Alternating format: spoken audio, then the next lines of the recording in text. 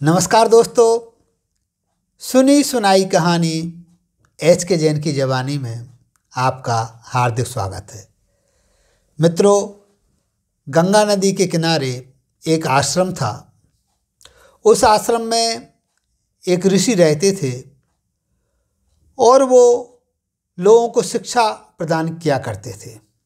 उनके आश्रम में अनेक युवक शिक्षा ग्रहण करने के लिए आते थे।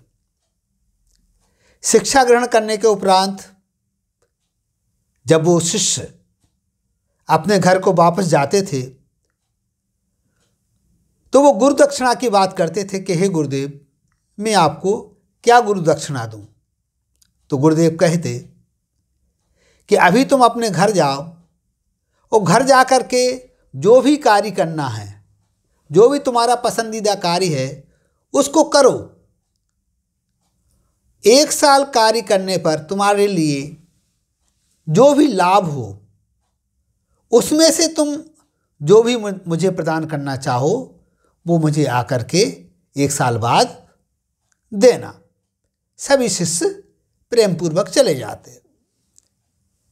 एक शिष्य गुरुजी के आश्रम में आता है, बहुत ही भोला भाला, सीधा साधा, और गुरुजी से निवेदन करता है, हे गुरुदेव, आप मुझे अपना शिष्य बना लीजिए, मुझे शिक्षा प्रदान कीजिए।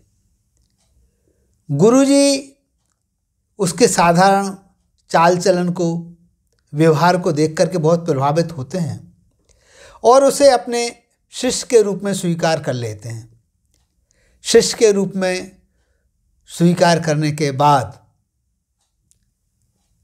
उसे विभिन्न ग्रंथों की शिक्षा प्रदान करते हैं। वह शिष्य भी आश्रम में बहुत ही मन लगा करके रहता है, आश्रम के कार्यों में पूरी तरह से सहभागिता अदा करता है और वह गुरुदेव का प्रिय शिष्य बन जाता है। समय गुजरता जाता है, उसकी शिक्षा पूरी हो जाती है और उसके भी घर जाने के दिन आ जाते हैं। घर जाने से पहले वो भी गुरुदेव से कहता है कि हे गुरुदेव, बताइए गुरु दक्षिणा में मैं आपको क्या दूं। गुरुदेव फिर से वही बात कहते हैं, आप अपने घर जाइए, आपको जो भी कार्य पसंद है, घर जाकर के जो भी कार्य करना चाहते हैं वो कार्य कीजिए। 1 साल में जो भी आपकी कमाई हो, उसमें से जो भी आप देना चाहें, 1 साल बाद मेरे पास आइए और उसके बाद जो भी अंश आप देना चाहें मुझे प्रदान करना। वो शिष्य अपने घर वापस चला जाता है। लेकिन 1 साल के उपरांत जब वो गुरुदेव के आश्रम में वापस आता है तो गुरुदेव उसे देख करके बहुत प्रसन्न होते हैं और कहते हैं कि हाँ बेटे, बताइए कैसे आना हुआ। तो वो कहता है कि गुरुदेव, आपने 1 साल बाद गुरु दक्षिणा की बात कही थी, तो आज मैं गुरु दक्षिणा देने आया हूँ। गुरुदेव कहते हैं, चलो अच्छी बात है, दीजिए, क्या गुरु दक्षिणा देना चाहेंगे। वह युवक अपने गांव के 10 नवयुवकों को गुरुदेव के सामने खड़ा कर देता है। गुरुदेव समझ नहीं पाते हैं कि हमारा ये चेला क्या कहना चाह रहा है, क्या करना चाह रहा है। तो गुरुदेव पूछते हैं, ये क्या है। तो वह शिष्य कहता है कि हे गुरुदेव, आपने मुझे शिक्षा प्रदान की, आपकी शिक्षा की बदौलत मैं एक ज्ञानवान युवक बना, अच्छे रास्ते पर मैं चलने लगा, मेरा चाल चलन अच्छा रहा और इसके प्रभाव से जब मैं अपने गांव पहुंचा तो मैंने दूसरों को प्रेरित किया।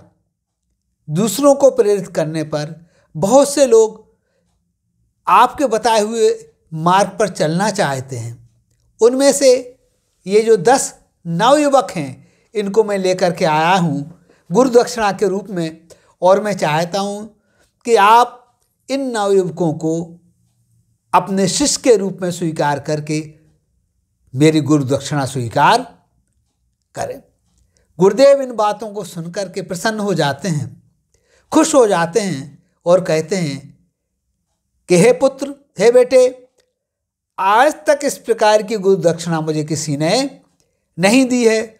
मैं बहुत प्रसन्न हूँ कि जो तुमने ज्ञान को आगे बढ़ाने के लिए, लोगों को सद्मार्ग पर लाने के लिए इस तरह का प्रयास किया। मैं तुम्हें आशीर्वाद देता हूँ, तुम इसी तरह से आगे बढ़ते रहो। गुरुदेव ने उन 10 नवयुवकों को अपने शिष्य के रूप में स्वीकार किया और उस नवयुवक को प्रेम पूर्वक विदा किया।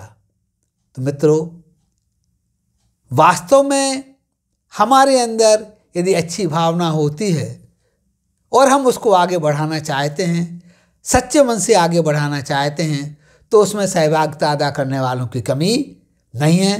तो हम बढ़ते रहें अच्छे रास्ते पर, दूसरों को भी प्रेरित करते रहें। इसी भावना के साथ नमस्कार, जय हिंद, जय भारत।